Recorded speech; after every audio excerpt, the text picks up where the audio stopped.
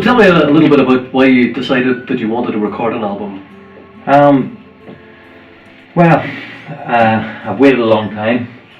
I've been writing songs since I was a child, and I wanted to get it out there. Basically, I wanted to get my thoughts, my diary. I wanted to get like some people that I know. They write books, they write poems, they write stories. I'm not very good at that. I'm not good at relating face to face to express my feelings, and the only way that I truly thought I could do it was by bringing my songs out, giving them the best quality that I could, the best musical arrangement that I could, concentrating on the words. And I think with this album that I've managed to get my story across. This basically is my diary. You talked about your childhood. You've basically described yourself as being a loner. Music's one of these things. If you want to be a proper songwriter, I think if you want to be personal, you have to get away to a different place. You have to put yourself. If it's a dark song, you have to. There's no point in going to sitting in the corner of a party, a happy place, and trying to write a sad song. And because of the things that have happened to me over the last maybe 10 or 15 years, there's been a lot of traumatic experiences. And even though I had a very happy childhood, there was a lot of traumatic experiences in my childhood. All these have to be reflected as best I can. So you have to take yourself to a lonely place, and that's the only time you can actually truly express those feelings. You say you had a happy childhood, but you do say that you came from a place where there was domestic abuse. It was rife in our family. It was even though we had the normal Christmases and family get-togethers, and it was very often a very happy family, but my father had probably a drink problem. He was ex-army, which a lot of people know that a lot of army life leads to drinking life as well. So there was a lot of violence. It was as I say, but it was blended with the happiness as well. But it scars you. So I mean, at the end of the day, if I'm going to be truly honest in these songs, and painful as though it may be to other people to hear that I'm talking about this or I'm singing about this in the songs, then if I'm going to be truly honest, I have to bring all this out. You talk about other people. You have a sister. You have 3 brothers. Yeah, I've got 3 brothers and 1 sister, and as I say, we're all fairly close, and they've been very supportive.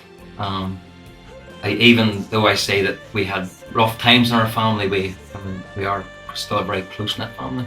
That's what I was going to ask you about, because obviously if you're laying everything on the line, you're also laying their experiences on the line indirectly. How do they feel about that? I'm going to have to wait and see. They not all the songs are about the bad times. A lot of the songs are about my personal look on these things. So my personal look on these might not be their personal look on it. So it may be a subject for debate in the future.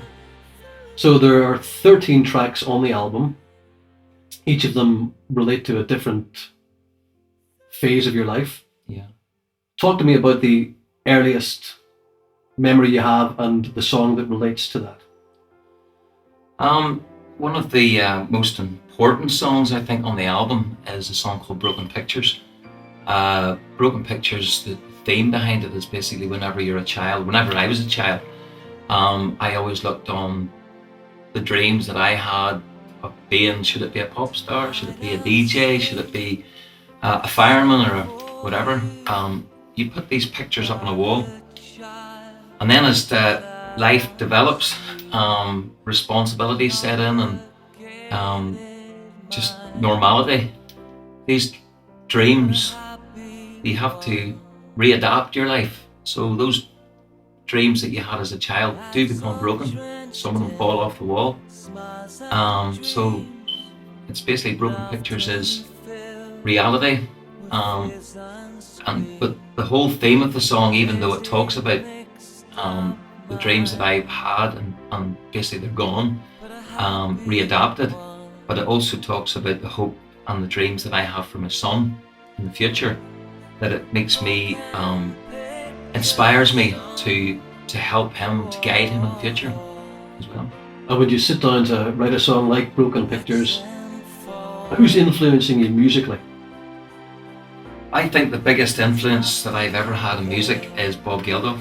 I just think he's the most eloquent lyricist that I've ever come across. Other people, I think the darker side of my music definitely comes from Paul Buchanan from the Blue Nile. He has a technique of putting his songs across.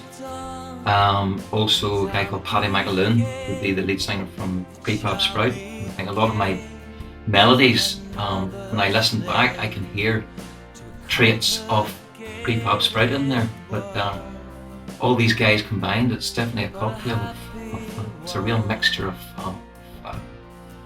of musicians, of styles. Dreams of silver, that once were gold, were melting fast as ice turned old. But the complicated mind was a happy one.